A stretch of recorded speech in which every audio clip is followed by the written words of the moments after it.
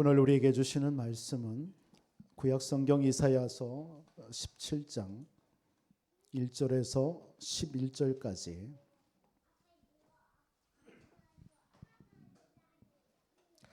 우리 한 목소리로 1절에서 11절을 같이 봉독하겠습니다. 다메섹에 관한 경고라. 보라, 다메섹이 장차 성읍을 이루지 못하고 무너진 무더기를 될 것이라. 아벨의 성읍들이 버림을 당하리니 양무리를 치는 곳이 되어 양이 눕되 놀라게 할 자가 없을 것이며, 에브라임의 요새와 다메섹 나라와 아람의 남은 자가 멸절하여 이스라엘 자손의 영광같이 되리라. 만군의 여호와의 말씀이니라. 그날에 야곱의 영광이 쇠하고 그의 살찐 몸이 발휘하리니, 마치 추수하는 자가 곡식을 거둬 가지고 그의 손으로 이삭을 벤 것 같고 르바임 골짜기에서 이삭을 주운 것 같으리라. 그러나 그 안에 주울 것이 남으리니, 감람나무를 흔들 때에 가장 높은 가지 꼭대기에 과일 두세 개가 남은 같겠고, 무성한 나무의 가장 먼 가지에 네다섯 개 남은 같으리라. 이스라엘 하나님 여호와의 말씀이니라. 그날에 사람이 자기를 지으신 이를 바라보겠으며 그의 눈이 이스라엘의 거룩하신 이를 베겠고, 자기 손으로 만든 제단을 바라보지 아니하며 자기 손가락으로 지은 아세라나 태양상을 보지 않을 것이요. 그날에 그 견고한 성읍들이 옛적에 이스라엘 자손 앞에 버림받은 수축 속의 초소와 작은 산 꼭대기의 초소 같아서 황폐하리니, 이는 내가 내 구원의 하나님을 잊어버리며 내 능력의 반석을 마음에 두지 아니한 까닭이라. 그러므로 내가 기뻐하는 나무를 심으며 이방의 나무까지도 이종하는도다. 내가 심는 날에 울타리를 두르고 아침에 내 씨가 잘 발육하도록 하였으나 근심과 심한 슬픔의 날에 농작물이 없어지리라. 아멘. 성가대 찬양 읽겠습니다.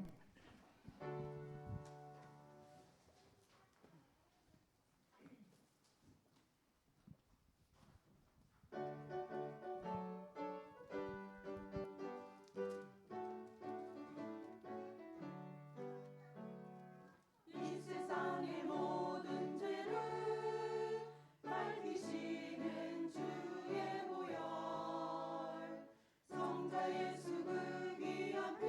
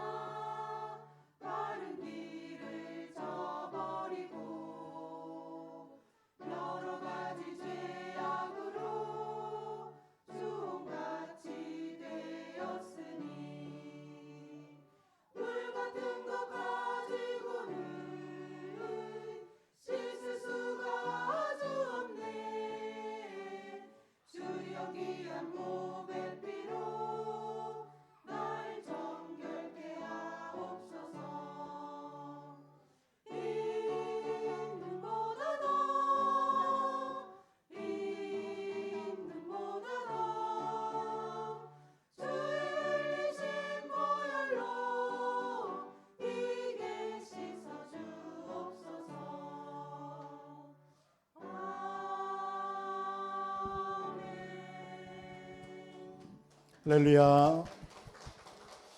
우리의 신앙 고백 드리겠습니다. 주는 그리스도시요 살아계신 하나님의 아들이시니이다. 아멘. 오늘 읽은 본문의 말씀, 오늘 이사야 17장, 18장 두 장을 통해서 고난 올 때 단순해지라, 고난 올 때 단순해지라.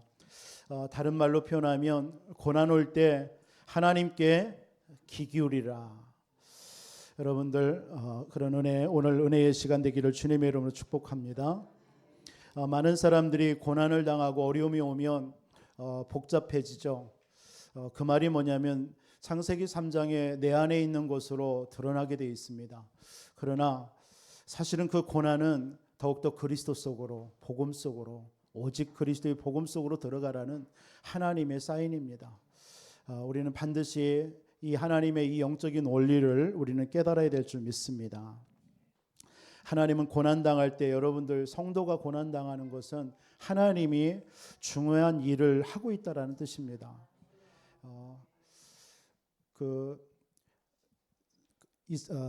히브리서 12장에도 보면 13장, 히브리서 13장에도 보면 하나님의 자녀에게 징계를 주시잖아요. 왜 징계를 주셔요? 사생자면 내버려 둡니다. 우리 사람도 그렇잖아요. 내 자녀가 아니면, 자녀가 뭐 잘못하면 그냥 왜 그러냐 이렇게 그냥 안타까운 뿐이지 뭐라고 얘기 안 하잖아요. 그러나 내 자녀가 문제가 생기고 잘못된 길로 가면 어떻게 해요? 때려서라도 이렇게 바른 길로 가게 하잖아요. 하나님이 우리 저 여러분들 사생자가 아닙니다. 영적으로 우리는 하나님의 자녀이기 때문에 때로는 우리의 고난이 오고 어려움을 당할 수 있습니다. 그럴 때 하나님께서는 더 좋은 곳으로 우리를 인도하시려고 때로는 하나님께서 고난이라는 걸 또 우리에게 주시는 겁니다. 그래서 그 고난은 하나님, 그 당시에는 우리가 어려워 보이지만 사실은 저와 여러분들이 중요한 하나님의 자녀라는 뜻입니다.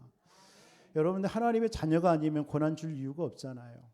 고난, 하나님의 자녀이기 때문에 더 좋은 것을 주시려고 정말 여러분을 통해서 하나님이 원하시는 게 뭐죠? 세계복음화입니다. 우리 인간은 그냥 하나님이 세계복음화 하기 위해서 창조하셨어요.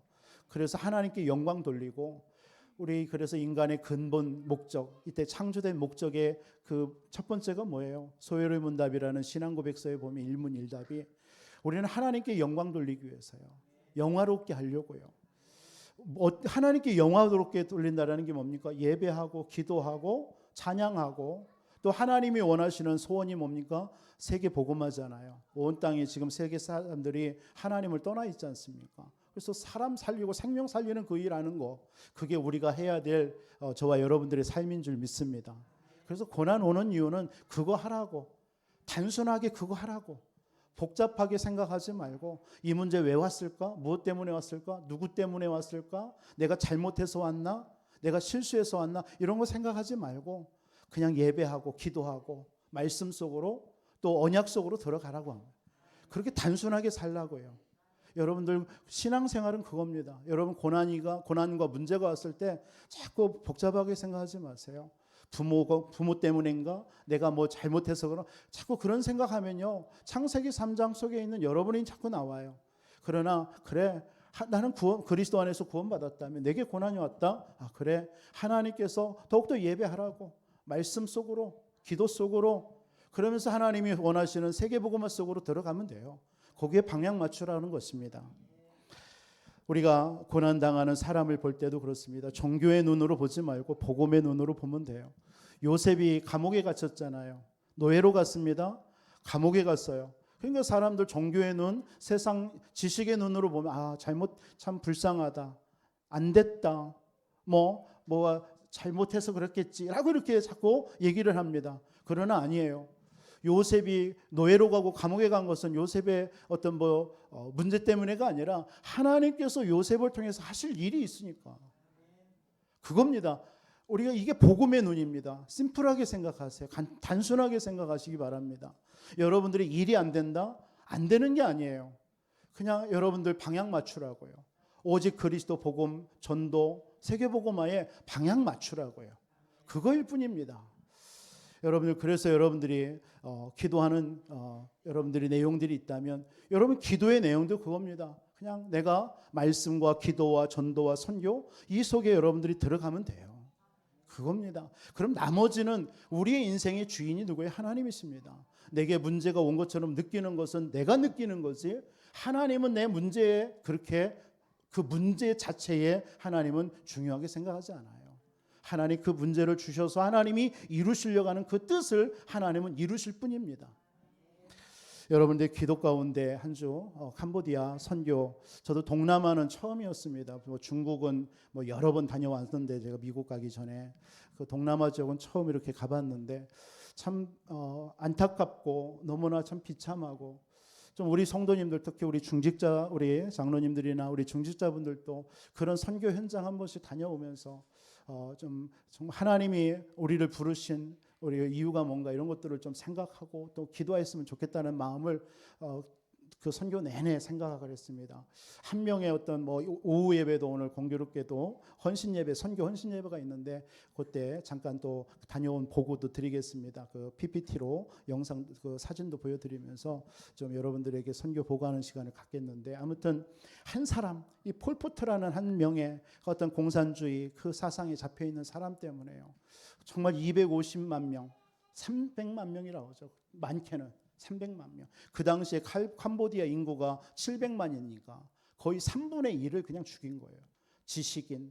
지식인과 관련된 해외 어떤 그 미국이라든가 그런 데 관련된 모든 사람들은 그들의 자녀, 가족 다 찾아가지고 그냥 비참하게 죽이는 거예요. 그게 이제 우리 옛날에 영화로 봤던 킬링필드 아닙니까?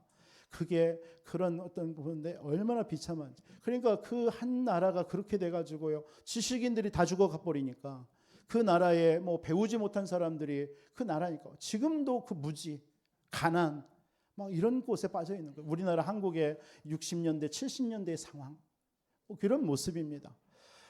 그런 안타까운, 거기에 한 명의 선교사님, 또 많은 선교사님들이 이제 들어가 있죠. 기존 교회에도 많이 들어와 있고요. 또 저희 교단에서도 우리 중보 노예에서 파송된 선교사님의 일정을 우리가 그쪽 현장을 돌아봤지만 많은 선교사님들이 들어와 있습니다. 그런 현장에 그런 선교사님들을 통해서 아이들이 막 살아나고요, 그 현지인들이 살아나는 거. 그래서 그분들 이제 한 5개 지교에 사역된 그 사역자들, 또 렘넌트들이 와서 선교 보고도 하고 또 찬양도 하고, 렘넌트들이 막 찬양 율동도 하는 것들을 또 선교 축제하는 시간을 잠깐 갖기도 했고요. 그러면서 그 현장도 돌아보면서 정말 복음 가진 한 사람이 일어나면은 이렇게 살아나고, 복음 같지 않은 한 명의 어떤 지도자 때문에 이 나라 전체가 이렇게까지 멸망 속에, 가난 속에, 무지함 속에 살아가는구나, 이런 걸 보면서 정말 많은 기도하게 되는 시간들이었습니다. 또 우리가 선교하지 않으면 안 되는 그런 이유도 발견하게 되어졌고요. 저도 그런 현장 속에 다녀오면서 우리 성도님들 많은 기도가 됐습니다. 특히 우리 장로님들, 우리 중직자분들을 좀 생각을 많이 하게 됐어요. 정말 우리 중직자로 기름 부어서 우리가 교회를 섬기시는데 진짜 이런 선교 현장을 제대로 한번 보면서 우리 교회가 뭘 위해서 살아야 되는지, 왜 존재해야 되는지, 내가 교회를 섬김이 어떤 이유인지, 이런 것들을 좀 보면, 그런 현장을 보면서 좀 하나님 앞에 헌신했으면 좋겠다라는 생각도 많이 하게 되면서 기도를 많이 하게 됐습니다. 앞으로 좀 우리 같이 우리 중직자 분들하고도 그런 선교 현장, 단기 선교 가까운 거니까요, 이런 곳에 비용도 많이 들지 않고, 그래서 좀 연결이 되어진다면 갔으면 좋겠고, 또 한 가지는 우리 청년들 지금 일어나고 있는데, 나는 이 청년들하고 언제 기회가 되면 이런 그 캄보디아 현장 진짜 그 렘넌트들하고 같이 연결해서 그 현장도 좀 같이 우리 청년들하고 선교도 좀 다녀와야 되겠다.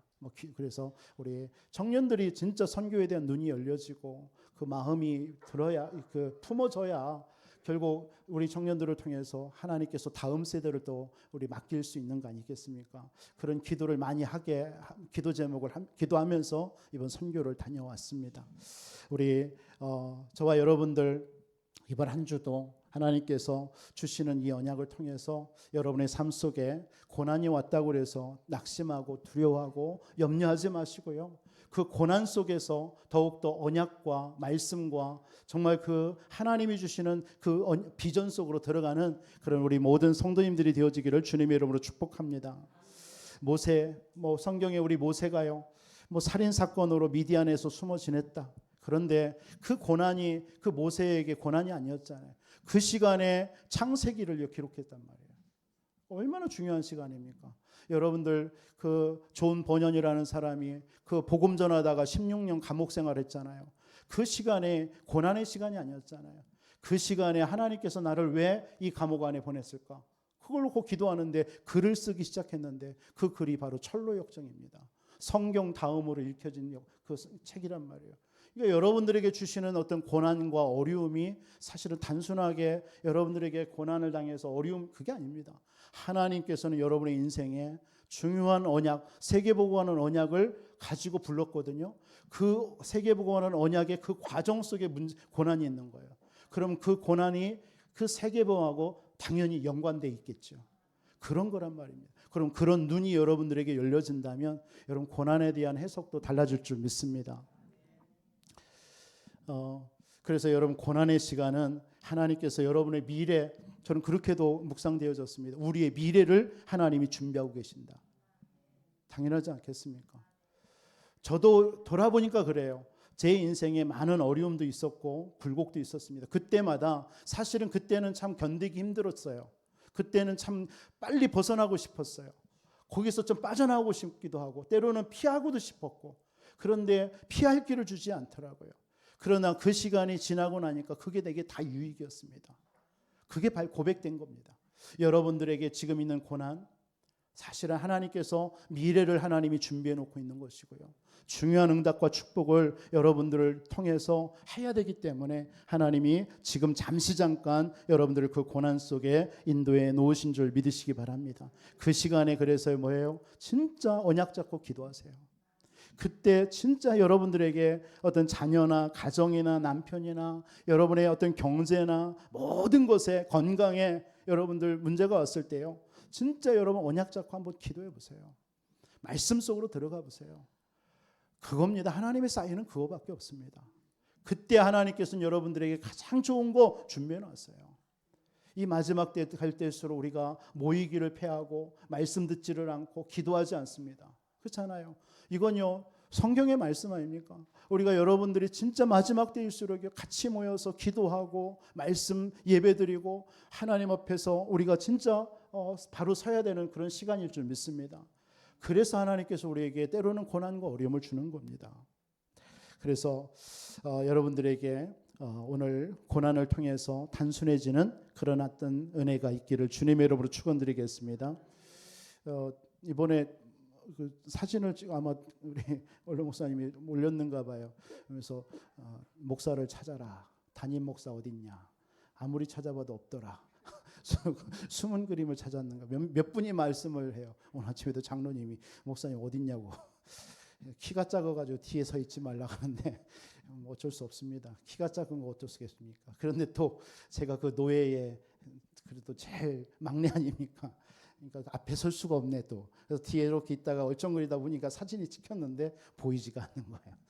그래서 우리 사모도 아니 당신 어딨냐고. 조그만하게 나와 있는데 이따 오후에 제가 제일 앞에서 찍은 거 하나 있습니다. 그거 하나 보여드릴게요. 그러면. 오늘 고난이 올 때 단순해지는 것입니다. 단순해지세요. 복잡하면 여러분 실패합니다. 오늘 이스라엘 백성들 사실은 사도인 오늘 이사야 17장 18장 오늘 다메섹이라는 나라 아람이죠. 아람의 수도가 다메섹입니다. 그리고 오늘 2절 같은데 아로엘 이런 단어가 나와. 아로엘이 지명인데 이 아로엘이 그 이스라엘 나라의 작은 나라에 요단이 한가운데로 흐르잖아요. 그 요단 동쪽 편에 동북쪽에 그 비옥한 땅입니다. 비옥한 땅. 그런 지명이 나오고 에브라임이라는 나라는 이스라엘 나라가 남북으로 나뉘어지잖아요. 솔로몬 시대 이후에 북조는 르호보암이, 여로보암이, 남조는 르호보암이라는 왕으로 나뉘어집니다. 그 북조 이스라엘을 다른 말로 여로보암 이렇게 표현합니다. 그러니까 오늘 여로보암 북조 이스라엘과 그 다메섹 그 수도인 아람 이 나라가 멸망할 것이다라는 것을 예언하고 있는 거예요 지금요. 어떻게 왜 멸망만 당하느냐? 요걸 오늘 말씀을 드릴 거고요. 이사야 18장은 구스라는 나라입니다. 구스는 오늘날의 이디오피아입니다. 이디오피아 나라에 대해서는 구스에 대해서는 오늘 이사야 18장에 멸망을 예언하지 않습니다. 중요한 믿음을 얘기합니다. 그 말씀을 가지고 오늘 세 가지로 말씀을 나누도록 하겠습니다. 첫째로는 여러분 고난은 여러분 하나님께 돌아가라는 사인입니다. 그래서 고난은요 단순해지라는 말이에요. 단순하게 그냥 하나님께로 나아가세요. 고난이 올 때 그냥 하나님께로 나아가세요. 이 고난을 통해서 성도들 이렇게 보면은 분명히 고난인데 그 고난을 통해서 하나님께 나오는 사람도 있어요, 성도님들. 그런데 그 고난 속에서 자꾸 버텨요. 그 뭐냐면 복잡하다는 얘기예요. 자기가 가지고 있는 지식과 배경과 가지고 있는 것들을 가지고 뭔가 해결하려고 몸부림을 치는 거예요. 그러지 말라는 거예요. 우리 하나님의 자녀에게 있어서 고난은 뭐냐? 그냥 심플하게, 간단하게, 단순하게 그냥 하나님 앞에 나가 버리면 됩니다. 그러면 하나님이 나머지로 하나님이 책임지셔요. 우리 인생 자체가 그렇게 창조됐습니다. 그냥 하나님께 나아가세요. 어려움이 올 때나 문제가 왔을 때 그냥 엎드리세요. 하나님 앞에 말씀 잡고 엎드리시면 됩니다. 그냥 하나님 앞에 나아가세요. 그 말씀입니다. 오늘 이스라엘 백성들이 자꾸 복잡한 거예요. 자꾸 요 아람 나라, 이방 나라와 자꾸 어울리는 거예요. 그냥 심플하게 하나님 바라보면 되는데 문제 온다면 자꾸 그 아람을 의지하고 자꾸 다른 나라를 자꾸 의지하는, 블레셋을 의지하고 자꾸 의지하는 거예요. 그러지 말라라는 거예요. 그냥 하나님의 백성 너희들아 그냥 하나님께 나와 이겁니다. 고난이 올 때요. 그걸 우리에게 주는 메시지입니다. 시편 73편 27절에 무릇 주를 멀리하는 자는 망하리니 음녀같이 주를 떠난 자를 주께서 다 멸하셨나이다. 그런데 28절에 시편 73편 28절에 하나님께 가까이 함이 네게 복이라. 여러분 하나님께 가까이 가는 것이 복이에요. 내가 주 여호와를 나의 피난처로 삼아 주의 모든 행적을 전파하리라. 여러분 하나님께 가까이 나아가시기 바랍니다. 이 말은 하나님의 언약 속으로 들어가라는 사인입니다. 언약 회복하라는 말입니다. 여러분 창세기 3장으로 인하여서 우리가 잃어버린 게 뭐죠? 원래 우리 인간의 모습입니다. 하나님의 형상. 하나님의 형상 가진 우리에게 뭘 하기로 원해요? 창세기 1장 28절 세계복음화. 그겁니다. 그 언약을 창세기 3장에 사단은 잃어버리게 만든 거예요. 우리 인간은 그냥 하나님의 형상대로 하나님을 의지하고 바라보는 삶. 그러면서 세계복음화하는 삶. 그게 우리 인간입니다. 그런데 우리 복잡하죠. 여러분 삶을 살다 보면 여러 가지 복잡하죠. 이 삶으로 우리는 자꾸 돌아가야 돼요. 한마디로 오늘날 예수가 그리스도 다 끝냈어. 그분이 지금 나와 함께 하십니다. 그분이 내 인생을 책임지십니다. 그런데 내 인생을 통해서 하나님은 뭘 하기로 원하시나? 이 땅에 육신을 사는 동안 세계복음화. 그거입니다. 그 속으로 우리는 날마다 들어가야 돼요. 하나님께 돌아가시기 바랍니다.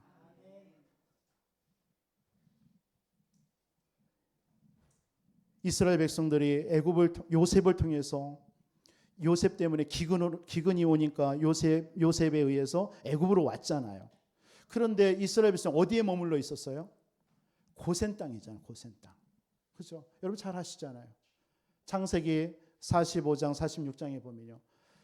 이스라엘 백성들이 70명이 와서 애굽 땅에 와서 머문 곳이 고센 땅입니다. 여러분 고센 땅이라는 의미 여러분 아시죠? 무슨 의미입니까? 고센 땅. 거기는 목축업이 굉장히 잘 된 곳입니다. 비옥한 곳이에요. 그러니까 이스라엘 백성들은 목축업을 하는 사람들 아니에요. 그러니까 거기에 거한다는 굉장한 축복입니다. 왜 요셉은 총리인데 왜 목축업하는 고센 땅에 머물게 했을까요? 이유가 있을 거 아닙니까? 그 고센은요, 애굽의 비암셋이라고 하죠. 거기 수도. 그쪽하고 너무 뭐라 합니까? 요셉이 총리니까 얼마나 화려한 곳에 있었겠습니까? 그런데 거기에서 아주 먼 곳이에요. 한마디로 말해서 가나안 땅하고 가장 가까운 곳입니다. 거기에 머물게 하셨어요. 이유가 뭘까요? 여러분 언뜻 생각 안 납니까? 이스라엘 백성들은 애굽에서 영원히 살면 안 돼요. 이스라엘 백성들은 그 애굽이라는 화려함에 젖어 있으면 안 돼요. 그냥 그 기근이 딱 지나면 어디로 가야 돼요? 가나안 땅 가야 돼요. 그 메시지입니다. 이게 영적으로도 우리에게 지금 하는 메시지가 뭘까요? 여러분, 이 땅에 우리가 딱 태어나서 지금까지 막 살다 보니까 여러분들 뭐에 젖었어요? 세상과 육신의 것에 딱 젖었죠. 그러니까 여러분들에게 예수 그리스도 복음 듣고 천국이라는 것이 회복이 됐는데도 불구하고 여러분 속에 천국이라는 개념이 없죠. 그냥 뭐 언젠가 막연하게 죽으면 가는 곳이잖아요.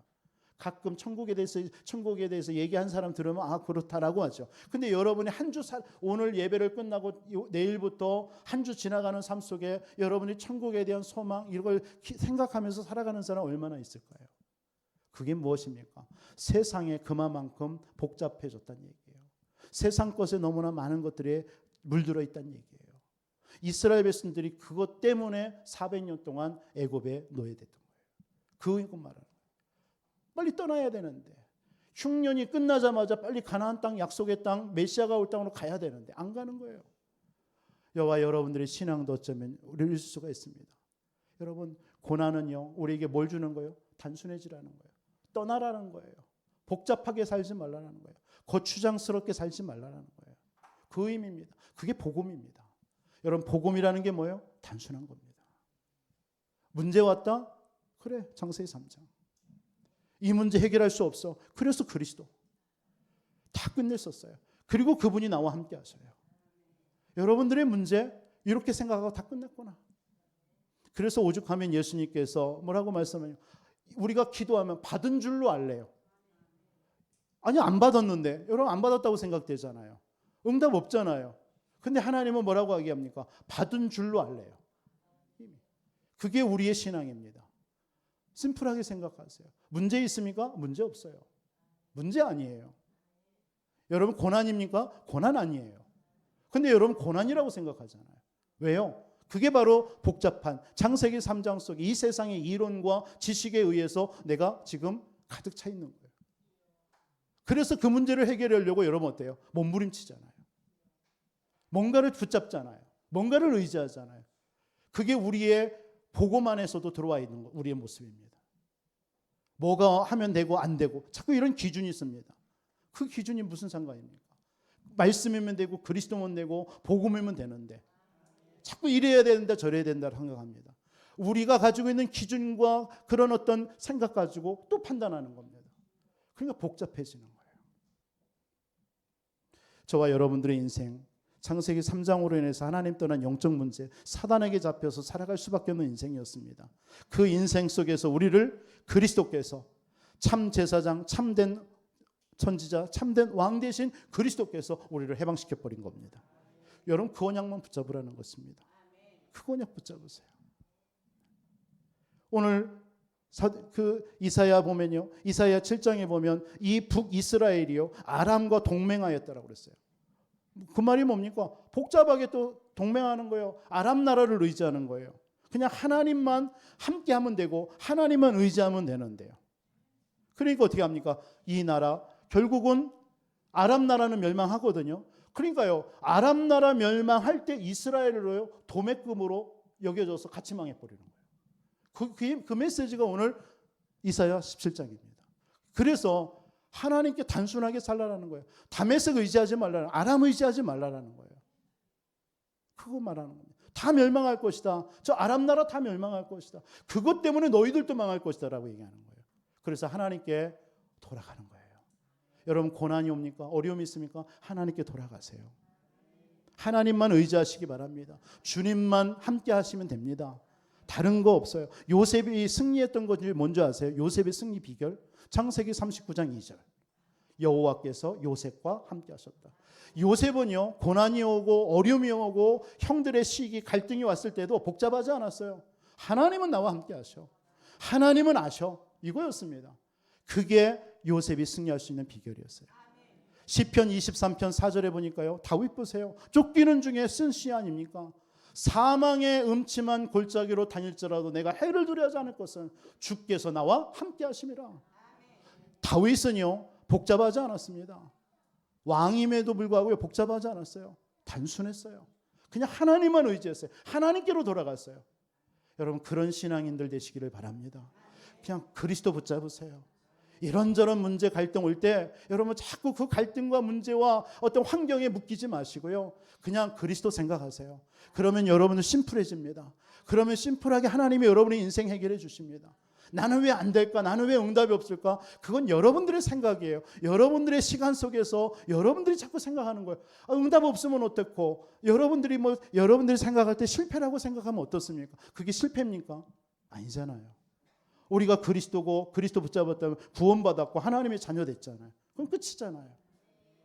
뭔가 응답이 와야 됩니까? 여러분 세계복음화이기 때문에 내가 뭐가 있어야 됩니까? 많은 사람들이 간혹 그렇게 합니다. 내가 전도하고 세계복음화해야 되는데 뭔가 내가 있어야 되고 뭔가 가져야 된다. 그거 없으면 하나님은 세계복음화 못할까요? 요셉은 그러면 세계복음화 어떻게 했습니까? 아니거든요. 우리는 자꾸 우리의 기준으로 복잡하게 생각합니다. 없어도 됩니다. 여러분 진짜 여러분 실패된 모습으로 있어도 상관없어요. 그건 세상 사람들이 보는 기준이고 여러분들의 기준이지 하나님은 그리스도만 봅니다. 여러분 속에 진짜 예수가 그리스도라고 진짜 고백했다면 실패 자리에 있는 것은 세상 사람들이 보는 기준이에요.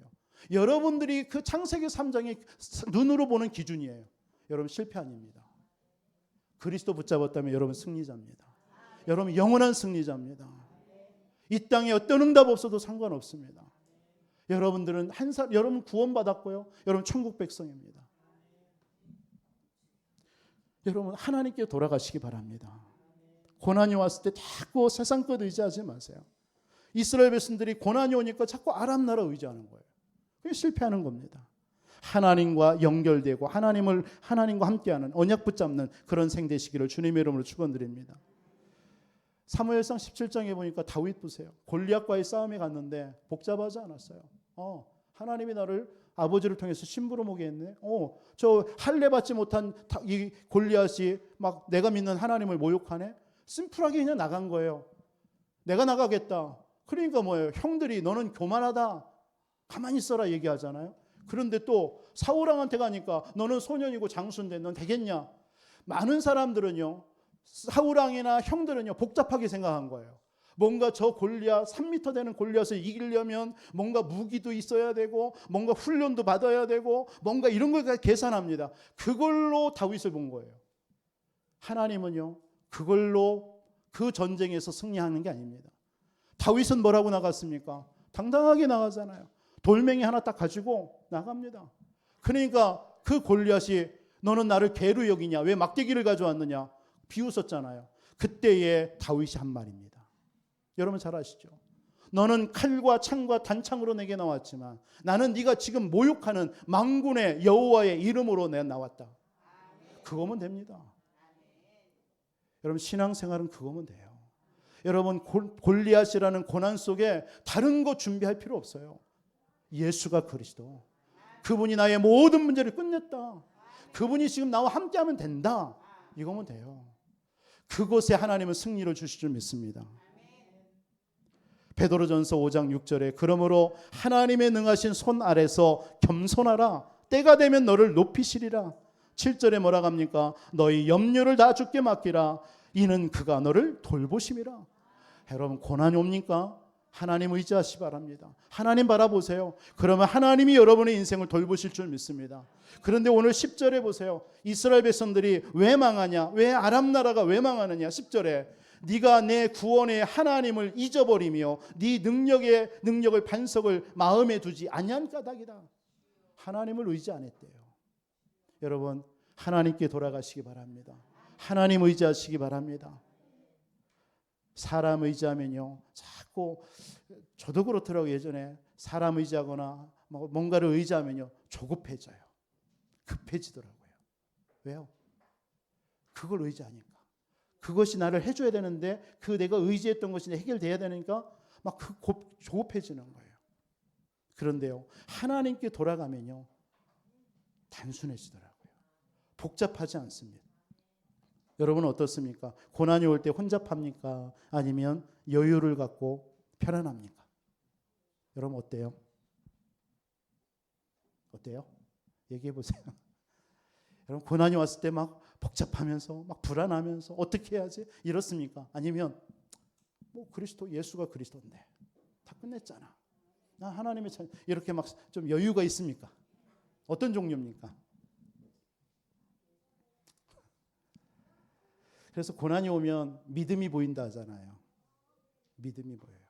고난이 오면 믿음이 보여요. 저희 마을에 지금도 있죠. 입구에 교회가 하나 세워졌어요. 저희 어머니가 원래는 성결교 다니시는 권사님이셨는데 그 성결교에서 한 1시간을 걸어오니까 그 교회가 필요하다 해가지고 그 교회 장로님들하고 집사님들을 해서 한번 그렇게 하자 했는데 이제 뭐 여러 가지 어렵잖아요. 그러니까 이제 장로님들 그다음에 집사님들 하는 분들이 다 그리고 뭐 전도사님도 한번 모셔야 되니까 뭐 이런 것들이 있어서 다 복잡하니까 이제 다 같이 안 한 거예요.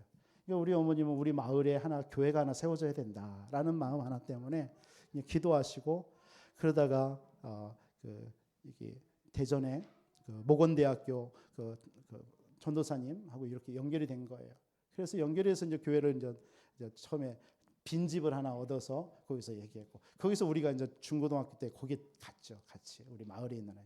그래서 교회가 그렇게 씌워지고 뭐 하나 집 하나 얻어서 그 집에서 목사님 거하고 한쪽에다는 교회 세우고 교회에서 예배드리고 그러다가 이제 지금 그 마을 입구에 와 있거든요. 그 교회를 하나 세우셨거든요. 참 그런 걸 보면서 처음에 같이 했던 분들이 하나하나씩 어떤 환경이 되니까 어떤 복잡하거든요. 뭐 그 여러 가지 일들이 있으니까 다 떨어져 가는 거예요. 근데 저희 어머니 한 분이 그거 하나 붙잡고 그냥 기도하기 시작했는데 어떤 간에 하나님께서 그 교회에 세움을 받으셨어요. 정말 저와 여러분들 어떤 고난이 왔을 때 우리는 자꾸 복잡하게 생각할 거 없습니다. 단순하면 됩니다. 예수가 그리스도잖아요. 고백했지 않습니까? 주는 그리스도시요 살아계신 하나님의 아들이시라고. 누가복음 15장에 보면 누가 나오냐면은 탕자, 집 나간 탕자 얘기가 나와요. 이 탕자가 자기의 모든 소유를 방탕해서 다 허비해 버렸어요. 허비하고 나서 생각한 거예요. 간단하게 생각한 거예요. 야, 우리 집에 가면 종들도 노예들도 맛있는 거 먹는데 나는 이 돼지가 먹는 쥐엄나무 열매나 먹고 있냐? 내가 아버지께로 가면 나 편안할 거 아니냐라고 생각한 거예요. 그래서 돌아가자고 한 거예요. 단순하게. 그죠? 그랬더니 아버지가 끝 기다리잖아요. 그래서 그 집 나간 탕자를 껴안고 가락지 끼고 잔치 베풀고 하잖아요. 여러분, 우리도 마찬가지입니다. 여러분 고난당할 때 자꾸 세상에서 염려하고 복잡하게 생각하지 마시고요. 그래서 자꾸 세상 의지하지 마시고요. 그냥 하나님, 우리 영적인 아버지 있잖아요. 하나님께 돌아가시기 바랍니다. 힘들고 지칠 때 사람 바라보면요 힘들어요. 그러나 정말 나를 구원하시고 지금도 나와 함께 하시고 우리의 영원하신 우리에게 생명을 주신 그리스도를 보내신 그 하나님께 돌아가시면 돼요. 그러면 여러분의 삶이 하나님 형통케 될 줄 믿습니다. 그래서 여러분 오늘 첫 번째 말씀이 고난당할 때 단순해지라 뭔 말입니까? 아버지께로 하나님께로 돌아가시기 바랍니다. 하나님께로 돌아가세요. 그러면 하나님이 여러분의 삶을 책임지십니다. 언약 붙잡고 예수가 그리스도 나의 모든 문제 끝내신 그분 나를 하나님께서는 세계복음화 때문에 불렀다. 단순하게 여러분들 아버지께로 돌아가서 언약 붙잡으시기 바랍니다. 그러면서 두 번째로 정말 고난 올 때 단순해지라. 두 번째 말씀 뭡니까? 고난은 거룩하게 되는 시간이에요. 하나님께로 돌아가는 시간이기도 하지만 거룩하게 되는 시간입니다. 아까도 말씀드렸죠. 하나님의 백성들이 아람과 이스라엘 나라와 섞여 살고 있는 거예요, 지금요.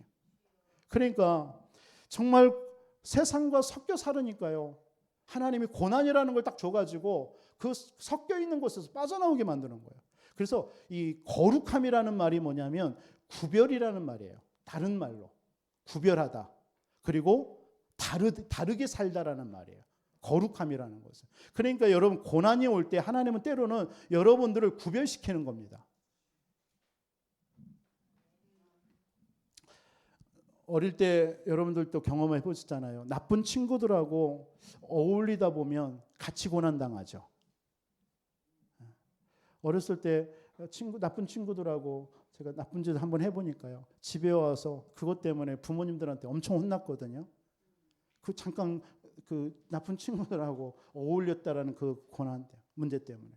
이스라엘 백성들이 지금 그런 상황이란 말이에요. 지금 세상 아람하고 의지하고 섞여 사니까 하나님 고난을 주는 거예요. 고난 때문에 같이 멸망하는 거예요. 그러니까 고난이라는 것을, 고난은 뭐예요? 한마디로 이스라엘 백성들에게 거기서 빠져나오라는 거예요. 거기에 섞여 있지 말라라는 거예요. 구별돼서 살라라는 거예요. 거룩하게 살라라는 거예요. 그래서 거룩하게 사는 사람들의 특징을 보면, 저도 이렇게 목회 부교육자부터 한 지금 오랜 동안 하다 보니까 성도들의 특징이 있어요. 고난이 올 때요, 거룩하게 구별된 삶을 사는 사람들의 특징은 뭐냐면 예배 자리로 와요. 여러분 어떻습니까? 세상과 섞여 있지 않았어요. 세상에 막 섞여 있다가도요, 여러분 주일날이나 이런 예배 시간에는요, 예배 자리로 오더라고요. 그게 거룩함입니다. 하나님의 백성은 이런 거룩함이 있어야 돼요. 하나님의 백성은요, 이런 구별됨이 있어야 돼요. 그게 오늘 본문에 우리에게 주시는 영적인 메시지입니다. 섞여 있지 말라라는 거예요. 그래서 하나님 고난을 주는 거예요. 고난을 통해서 거기서 구별되어서 거룩하게 다르게 살라라는 거예요. 여러분 이스라엘 백성들의 유월절 아시죠? 유월절에 왜 유월절이 사건이 벌어졌습니까? 애굽이라는 그 나라에 섞여 있지 말라라는 거예요. 그러니까 고난이라는 걸 통해서 하나님은 거기서 빠져나오게 만드는 거예요. 유월절에 어린 양의 피를 바른 집만 어떻게 해요? 죽음의 사자가 지나가면서 해방돼 버린 겁니다. 섞여 살지 말라라는 거예요. 그게 유월절 사건입니다. 그게 바로 십자가 사건입니다. 여러분 십자가를 보면서 여러분 어떤 생각 듭니까, 여러분들은? 아, 나를 위해서 구원해 주셨네. 그거 당연한 거죠. 그런데 저는 그런 생각이 들어요. 십자가를 생각할 때마다 내가 지금 이 세상 육신 창세기 3장 이런 속에 내가 뭐에 젖어 있는가? 그 삶을 점검해 보는 시간이 되더라고요. 그게 십자가 아닙니까? 그게 유월절입니다. 이스라엘 백성들 광야길 걷게 합니다. 여러분 왜 열흘이면 가요, 가나안 땅. 그런데 왜 이스라엘 백성들을 40년 광야길을 걷게 했을까요? 구별되라는 거예요. 왜 40년 걷게 하면서 그 하루도 살 수 없고 힘든데 성막 만들어라, 언약궤 따라가라, 새 절기를 꼭 지키면서 가라. 왜 그랬을까요? 여러분 그게 무엇이라고 생각합니까? 세상과 구별되라는 거예요. 좀 하나님 앞에 서라는 거예요. 여러분 한 주 살아가면서 여러분 이런 시간을 가지시기 바랍니다. 좀 하나님 앞에 서시기 바랍니다. 여러분 교회 못 나와도 좋고, 여러분 그 시간에 다른 거 여러분 예배 자리로 못 나와도 좋아요. 그러나 여러분이 세상에 살면서 한 순간만이라도 여러분들 구별되어서 살아보세요. 구별되어서요. 내가 지금 세상에 얼마만큼 빠져 있나, 이걸 좀 한번 구별해 보라. 거기서 조금 거룩하게 좀 살아보라는 거예요. 하나님은 그 말씀을 하는 거예요. 섞여 있으면 망한다라는 거예요. 왜 이스라엘 백성들이 망합니까? 이 북쪽 이스라엘도 하나님의 백성인데 망할 수가 없는데 섞여 있으니까. 그래서 고난이라는 걸 통해서 빠져나오라고. 그 메시지입니다. 여러분 한 주의 삶 속에 진짜 하나님께로 돌아가시기를 바라고요. 정말 여러분 한 주 살아가면서 여러분의 삶 속에서 좀 구별된 거룩함 속으로 들어가시기 바랍니다. 그 시간에 하나님께서는 여러분들을 위로하시고, 여러분들을 함께 하시는 하나님이 여러분들에게 응답하시고, 여러분들의 평안도 주시고 힘도 주실 줄 믿습니다.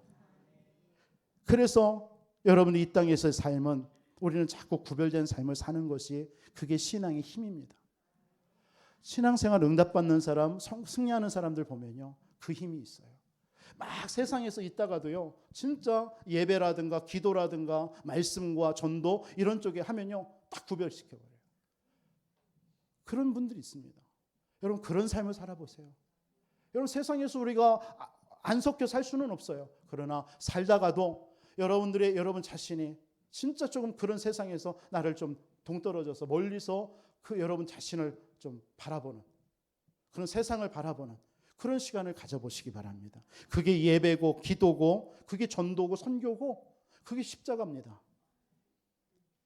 오늘 7절에 보니까 이런 말씀하잖아요. 그날의 사람이 자기를 지으신 이를 바라보겠으며 그의 눈이 이스라엘의 거룩하신 일을 배우겠고. 그 하나님의 택한 백성은요, 예배의 자리, 구별된 자리로 온다는 얘기예요. 그들이 누굽니까? 6절에 뭐 과일 얘기로 했지만 그게 남은 자라는 얘기입니다. 남은 자예요. 하나님께서는 이 시대에 누구를 원하시느냐? 세상과 우리는 살아갑니다. 동떨어져 살 수가 없어요. 그런데 거기에서 여러분들이 구별되게 하나님 바라보면서 나와야 돼요. 남은 자로 살아야 돼요. 세상과 똑같이 살면 여러분 같이 멸망합니다. 같이 실패합니다. 그 순간에는 여러분들이 좋죠. 즐겁죠. 잘 되는 것처럼 보이죠. 아니요. 그게 멸망입니다. 여러분의 영이 죽는 거예요.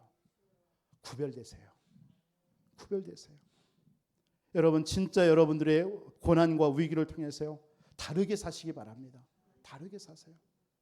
그리고 중국의 어느 초등학교 그 책 이야기에 이런 말이 나와 있잖아요. 어느 나라의 왕의 후손이 끊어진 거예요. 그러니까 이 왕이 백성들에게 소년들을 명령해서 아이들을 후계자를 얻기 위해서 불렀어요. 모았어요. 그래놓고 그 아이들에게 뭘 줬냐면 그 씨를 하나 줬어요. 씨를 하나씩 나눠주면서 이거 1년 후에 그 씨를 잘 키워서 가지고 와라 했어요. 그러니까 그 주인공 아이가요, 이 씨를 가져가서 아무리 해도 씨가 자라지 않는 거예요. 안 자라요. 그러니까 아버지한테 아버지 왜 이렇게 씨가 안 나? 잘못된 건가? 내가 이렇게 정성 들여서 이렇게 씨를 잘 했는데 왜 이게 씨 싹이 안 나고 그래? 막 그런 거예요. 그러니까 아버지도 야 네가 그 정도로 정성했으면 됐어. 그냥 그대로 가져가. 이렇게 했단 말이에요. 그러니까 1년 후에 왕궁에 딱 가니까요, 그 씨를 가져갔던 아이들이요, 화분에다가 화려한 꽃들을요 가지고 막 들고 오는 거예요. 그러니까 이 아이는 빈 화분이란 말이에요. 빈 화분. 그러니까 왕이 이제 일일이 하나씩 이제 면담을 할 거 아닙니까? 너는 왜 빈 화분이냐? 이렇게 얘기하니까 내가 이렇게 정성 들여 했는데 내가 좀 부족해서 그런지 씨가 자라지 않습니다. 솔직하게 얘기한 거예요. 그러니까 그 모든 아이들을 다 불러놓고 왕이 한 말입니다. 이 씨는 내가 너희들한테 줄 때 익혀서 내가 씨를 익혀서 줬다. 당연히 씨가 여기에 꽃이 피지 않는 게 당연한 것이다. 그러니까 다른 사람들은 다 뭐 한 거예요? 가짜를 가져온 거예요. 자기가 뭔가 해가지고. 근데 이 아이는 정직하게 그 빈 화분을 가져온 거예요. 그런 얘기. 여러분, 여러분들에게 응답이 없다고 그래서 뭐 억지로 거짓으로 할 거 없습니다. 그냥 솔직하게. 그게 다름이에요. 그게 거룩함이에요. 여러분 응답 없으면 어떻습니까? 여러분 최선을 다하고 하나님 앞에 그 과정 속에서 기도하고 예배드리고 거룩함으로 살아가면 돼요. 그 결과는 하나님이 책임지시는 겁니다. 그렇잖아요. 결과를 생각하지 마세요. 여러분 과정에 충성하시고요. 그리스도 붙잡으시고요. 그래서 여러분이 이 땅에 사는 동안에 여러분 계속 그리스도 언약 붙잡으세요. 하나님의 나라 누리시고, 여러분 하나님의 나라 이미 이루어졌습니다. 여러분 이번 한 주간 여러분의 모든 삶에 하나님이 나라로 다스려 놓으셨습니다. 이거 믿는 사람 있습니까? 믿는 사람은 아멘 해보세요. 다 이뤄놨습니다. 사실은요. 그러면 여러분 오늘 말씀 받고 여러분 한 주 살아가죠. 살아가는 그 삶 속에 만남과 일과 사건과 모든 문제 속에 하나님의 나라 일이 이루 있습니다. 그 일을 여러분들이 말씀으로 오늘 주신 말씀이라든가 하나님의 말씀으로 재해석하는 겁니다. 그게 한 주의 여러분의 신앙생활입니다. 그게 신앙생활 어려운 게 아니에요. 근데 내 생각으로 내 지식으로 뭔가 되어져 봐야 딱 어떤 결과를 가지고 여러분들이 한 주를 살아가니까 힘든 거예요. 그 뜻대로 안 되니까요. 여러분 고난은 거룩하게 되는 시간임을 믿습니다. 마지막으로 여러분 고난은 뭘까요? 그게 오늘 이사야 18장 구수에 대한 얘기인데요. 이런 말입니다. 한마디로 표현하면 그 이사야 18장은요. 고난은 하나님이 남은 자를 찾기 위해서 일 안 하고 계시는 것처럼 보이지만 강력하게 하나님은 일하고 계시는 거예요. 그 시간이 고난입니다. 여러분의 인생에 하나님은 분명히 구원받을 자, 하나님께서 영생 얻을 자 하나님이 붙여놨습니다. 그들을 찾는 일에 있어서 때로는 여러분의 고난이 와요. 여러분들이 또 남은 자일 수도 있습니다. 남은 자입니다. 여러분들은요. 남은 자이기 때문에 여러분들을 그 남은 자로 하나님 앞에 세계복음화해야 될 여러분들이기 때문에 때로는 고난이라는 것을 주셔요. 그런데 여러분들은 남은 자이기 때문에 하나님 일 안 하시느냐? 아니요. 지금도 강하게 역사하시는 줄 믿습니다. 북쪽 이 구스라는 나라는요, 원래 하나님을 믿는 나라예요. 믿는 나라입니다. 이 이디오피아 내시. 그런데 이들에게 자꾸 문제가 와요. 이 나라가 애굽이라는 나라를 다스릴 정도 됐어요. 그때 당시에요. 이디오피아가 구스라는 나라. 그러니까 저 위에서 아수르는 나라가 계속 쳐들어와서 북쪽 이스라엘을 완전 멸망시키잖아요. 남주 유다를 막 또 공격합니다. 히스기야 왕 때. 그러니까 이 구스라는 나라가 북쪽 남주 유다한테 와가지고 우리 같이 동맹해가지고 우리 한번 막아보자 이렇게 합니다. 그런데 남주 유다에서 그걸 거부합니다. 그 거절해요. 사절단이 왔을 때. 왜 거절했느냐? 그게 오늘 그 예언을 통해서 하는 말씀입니다. 그게 오늘 18장 내용이에요. 2절 보세요. 2절. 갈대배를 불에 띄우고 그 사자를 수로로 보내며 이르기를 민첩한 사절들아. 이게 이제 구스 나라의 사절단입니다. 너희는 강들이 흘러 나누인 나라로 가되 장대하고 준수한 백성 시초부터 두려움이 되며 강성하여 대적을 밟는 백성에게 가라 하는도다. 세상의 모든 거민 지상에 사는 너희여 산들 위에 기초를 세우거나 너희는 보고 나팔을 불거든 너희는 들을지어다. 그런데 4절 하반절에 보면 상반절에 여호와께서 이르시되 내가 나의 처소에서 조용히 감찰하신다. 이게 뭔 말이냐면 분명히 이렇게 사절단이 왔으면 도와줘야 되는데 하나님이 역사 안 하는 거예요. 그러니까 이 구스나라는 사람에 의해서 이 구스 땅 사람들이 왜 우리에게 이렇게 하나님 앞에 구하러 갔는데 우리에게 응답이 없지? 왜 이렇게 조용하지? 이렇게 생각하는 거예요. 그랬더니 4절에 뭐라 합니까? 그런데 감찰, 쬐 있는 일강 같고 가을 더위에 운무 같도다. 한마디로 말하면 하나님은 일 안 하시는 것처럼 보이지만 하나님은 뭡니까? 강력하게 지금도 저 아수르를 치고 계시다라는 거예요. 그걸 말씀하는 것을 오늘 얘기하는 겁니다. 그러니까 그 구스라는 나라는 왜 우리가 이렇게 응답이 없냐? 우리는 왜 이렇게 힘드냐? 이렇게 얘기하는 거예요. 예전에 하박국 선지자가 얘기하죠. 자꾸 자기 이 이스라엘 그 이방 나라는 잘 되고 우리는 안 되니까 왜 우리는 이렇게 고난이 심합니까? 저들은 왜 이렇게 잘 됩니까? 그때 하나님의 메시지가 뭐였습니까? 그들이 악인이 잘 되는 것 잠깐이다. 의인도 고난 당하는 것 잠깐이다.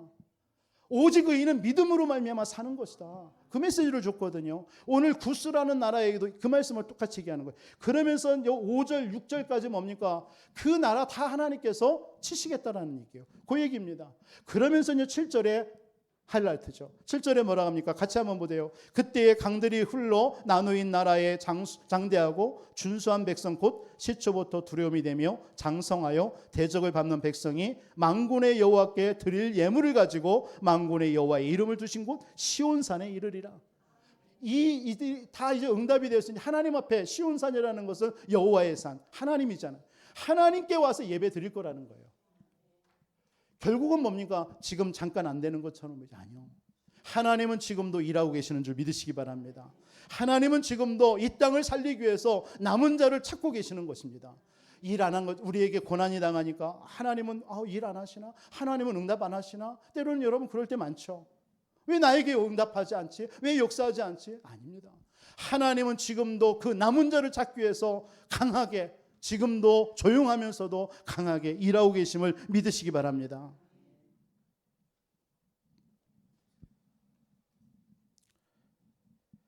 고난은 남은 자를 찾는 시간이라는 거예요. 여러분들 그 남은 자가 되시기 바랍니다. 그리고 현장에 지금도 그 남은 자를 하나님은 찾기 위해서 때로는 우리를 고난 속으로 집어넣어서 하나님이 그 현장에 그 남은 자를 만나게 하시고 찾게 하시는 겁니다. 여러분 그런 응답 누리시길 바랍니다. 고난 올 때 복잡하게 살지 마세요. 단순해지세요. 하나님께 돌아가시기 바랍니다. 섞여 살지 마세요. 좀 거룩하게 구별되게 다름으로 살면 어떻습니까? 우리가 그렇게 사시기 바랍니다. 그리고 여러분들 사랑하는 자녀들이나 여러분 가족들 있죠. 안 돌아오는 것처럼 보이죠. 아니요. 하나님은 일하고 계십니다. 반드시 하나님께서 한번 택한 자는요. 하나님이 찾아가셔요. 그 메시지입니다. 오늘 이 구스 메시지는. 시간 없어서 다 못하겠지만 이 역시 여러분들 그 어느 나라입니까?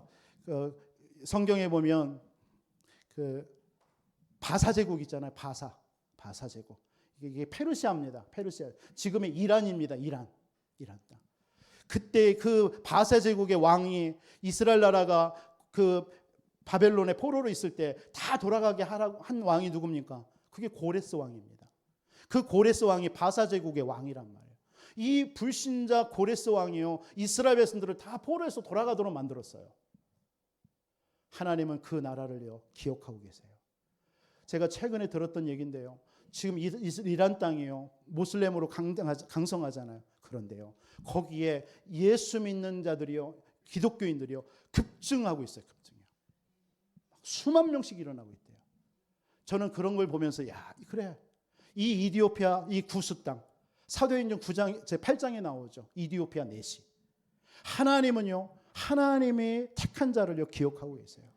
저는 이 말씀을 보면서 우리 교회 성도님들 자녀 때문에 울고 남편 때문에 울고, 여러분 그런 분들이 있습니다. 언제 돌아오나, 언제 응답하나. 아니에요.